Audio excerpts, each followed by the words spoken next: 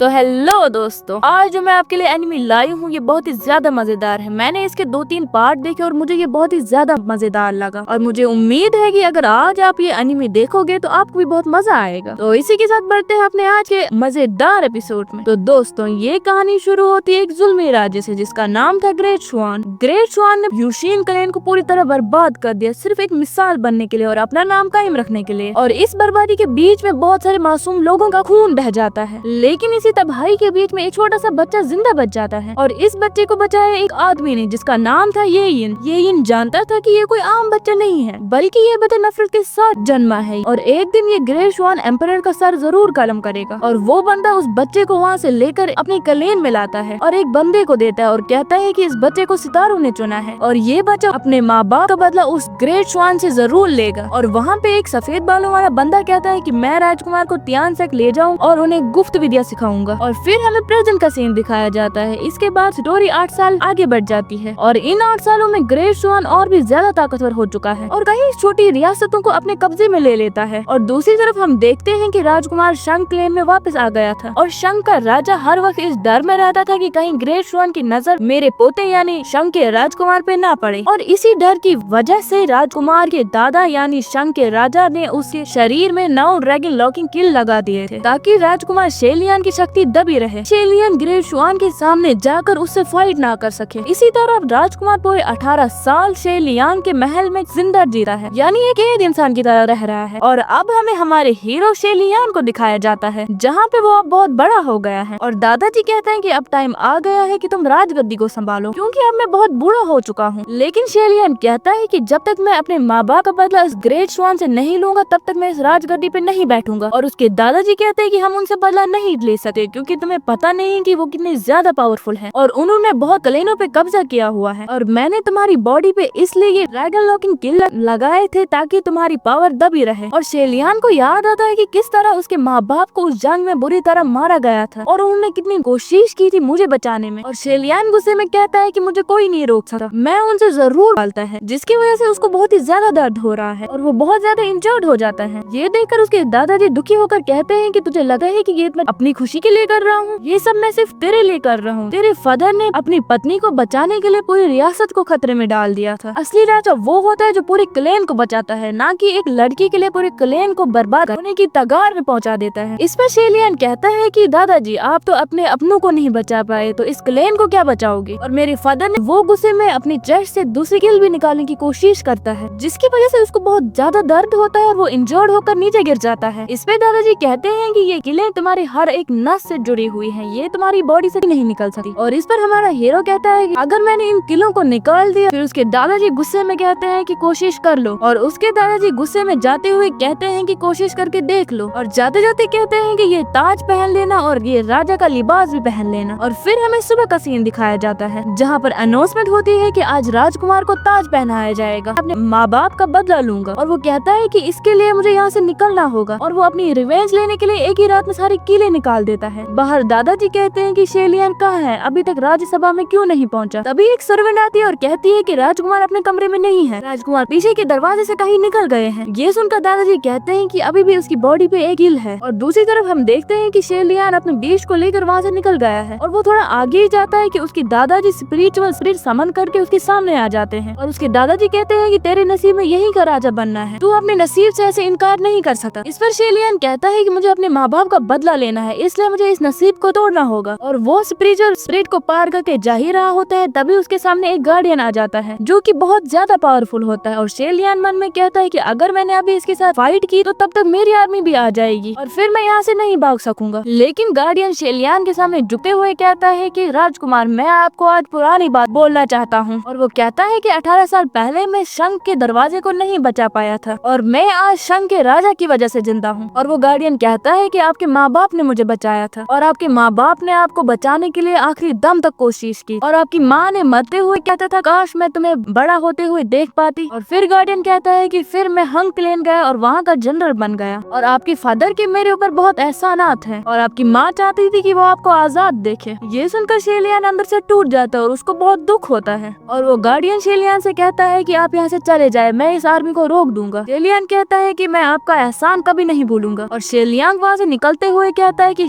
शंख के महल में 18 साल तक मैंने एक कैद की जिंदगी जी है और अब मैं आजाद हूँ। और वो कहता है कि इन जंगलों में, इस आसमान में और ये दुनिया बहुत बड़ी है, मैं इस दुनिया के हर एक कोने, हर एक पहाड़ में अपना नाम याद दिलाऊंगा। और दोस्तों फिर हमें बताया जाता है कि शंख का राजकुमार अकेले सुनसान रास्तों में निकल गया है। और फिर हमें शेलियान का सीन दिखाया जाता है जहाँ पर शेलियान कहता है कि ये दादाजी की रियासत की आखिरी हद है, बस इसे पार करना है, फिर मैं यहाँ से आराम से निकल जाऊंगा। और वो एक सुनसान जगह पे पहुँच जाता है जहाँ चारों तरफ बर्फ फैली हुई है और आसमान भी बर्फ से छाया हुआ है। तभी हमें उधर एक कल्टीवेटर का सीन दिखाया जाता है जहाँ पर उसकी स्पेस में एक ड्रैगन कहता है कि मालिक बस 9 दिन, फिर आप 5वें लेवल तक पहुँच जाओगे। और उस ड्रैगन को महसूस होता है कि कोई बर्फीले रेगिस्तान में घुस चुका है और ड्रैगन कहता है कि ये ठीक नहीं हुआ। और दूसरी तरफ शेलियान आगे की तरफ बढ़ रहा था और उसकी नजर उस कल्टीवेटर पर पड़ती है और वो कहता है कि इस बर्फीले रेगिस्तान में कोई कैसे कल्टीवेशन कर सकता है। और वो कहता है कि कहीं मेरी आंखें धोखा तो नहीं दे रही है। और वो अच्छी तरह देखता है और कहता है कि ये तो सच में कोई है। और शेलियान कहता है कहीं ये जमकर मर तो नहीं गया। और शेलियान उसकी तरफ हाथ बढ़ाकर उसकी सांसें चेक करता है और कहता है कि ये तो जिंदा है। और तभी वहाँ की बर्फ टूटने लगती है और शेलियान उस कल्टीवेटर को देखता है और उसको उठा के वहाँ से ले जाता है। और तभी हमें वहाँ पे एक डेंजरस ड्रैगन को दिखाया जाता है और वो ड्रैगन कहता है कि 3 महीने से इंतजार कर रहा था, आखिर किसी जिंदा इंसान का खून मिलेगा। और उस इंसान ने एक